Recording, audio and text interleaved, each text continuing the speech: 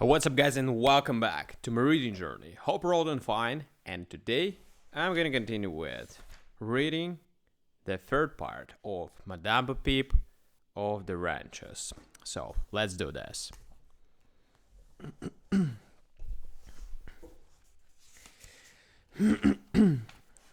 Octavia stood on the platform against the telegraph office and attempted to choose by intuition from the swaggering, straggling string of loungers. The manager of the Rancho de las Sombras, who had been instructed by Mr. Bannister to meet her there. That tall, serious-looking elder man in the blue flannel shirt and white tie, she thought must be he, but no. He passed by, removing his gaze from the lady, and hers rested on him according to southern custom. The manager, she thought, with some impatience at being kept waiting, should have no difficulty in selecting her.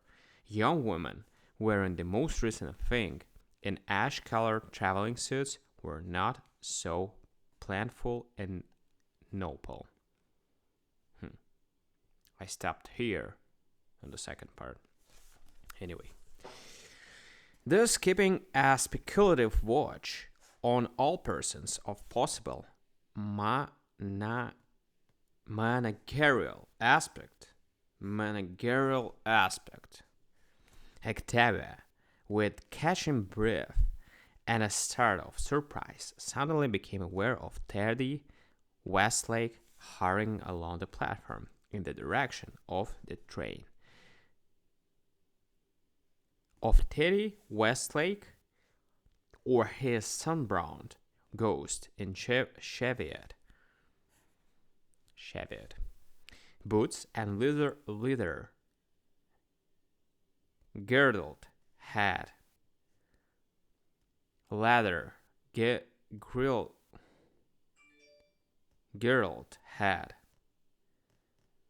Theodore Westlake Jr. Amateur polo almost champion, all-round butterfly, and cumberer of the soil, but a broader, surer, more emphasized and determined Teddy than the one she had known a year ago when last she saw him.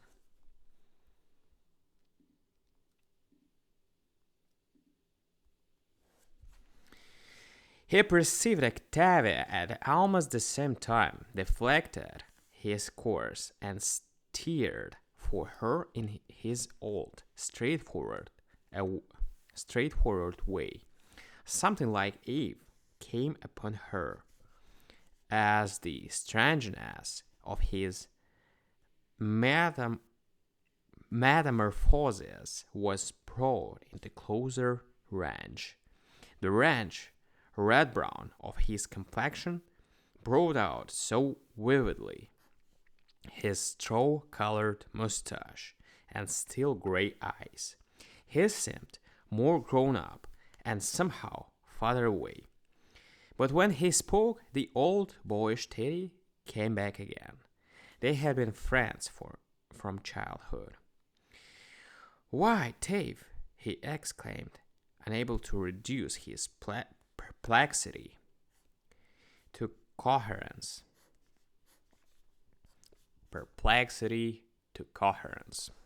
To coherence, maybe.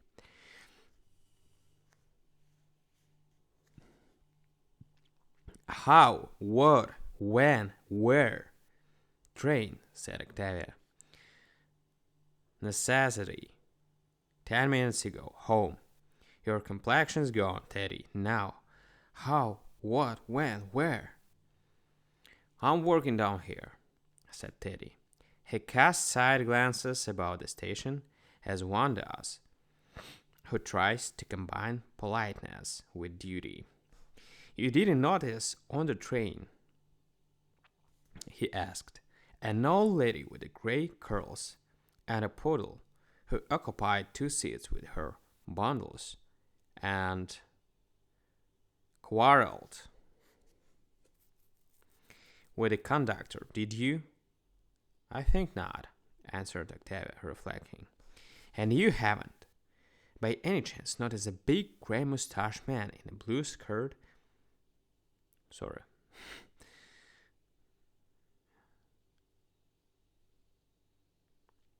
In a blue shirt and 6 shoulders, with little flakes of merino wool sticking in his hair, have you?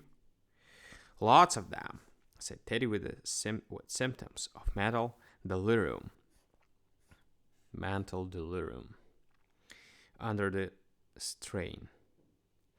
Do you happen to know any such individual? No, the description is imaginary. Is your interest in the old lady whom you describe a personal one? Never saw her in my life. She is painted entirely from fancy. She owns a little piece of property where I earn my bread and butter, the Rancho de las Sombras. I drove up to meet her according to arrangement with her lawyer. Octavia leaned against the wall of the telegraph office. Was this possible? And didn't he know? Are you the manager of that ranch? She asked weakly. I am, said Teddy with pride.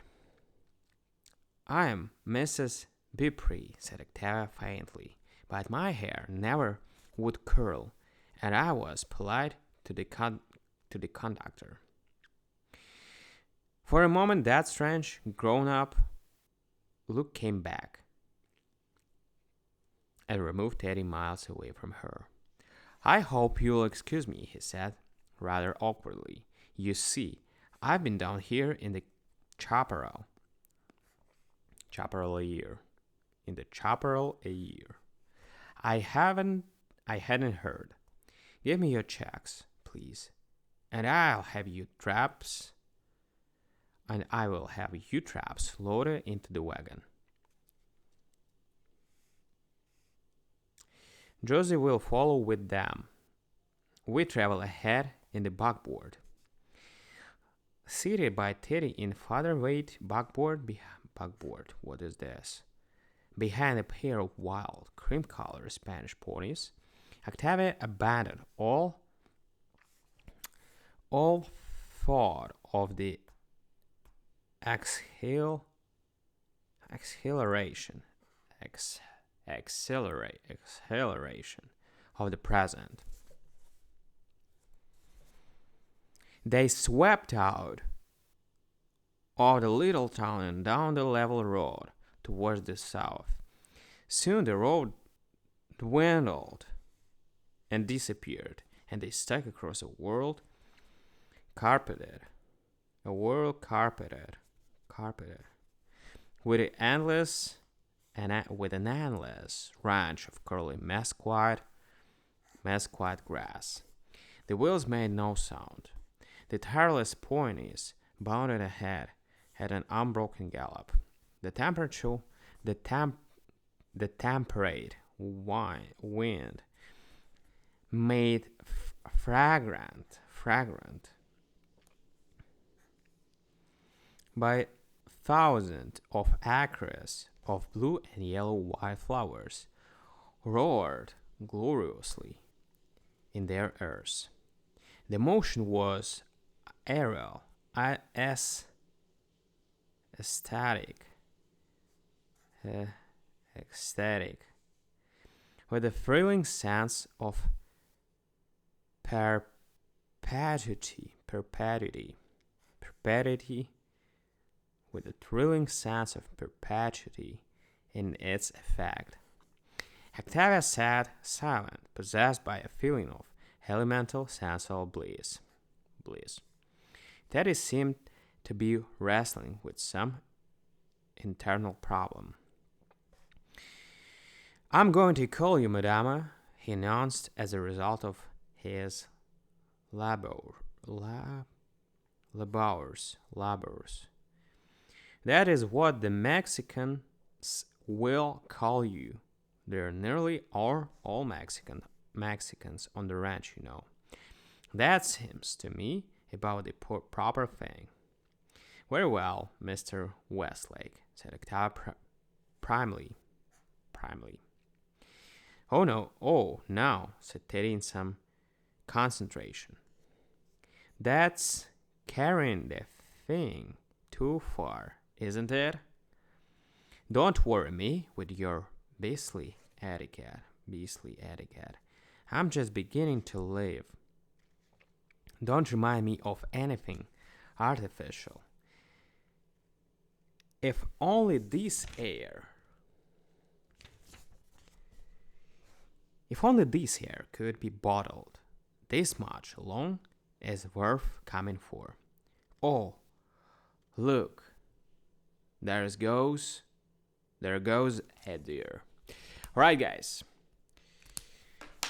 The story goes on and the dialogue continues.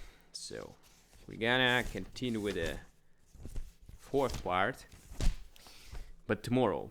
Thank you for joining me today on my video, and see you tomorrow on the next part. Thank you. Bye.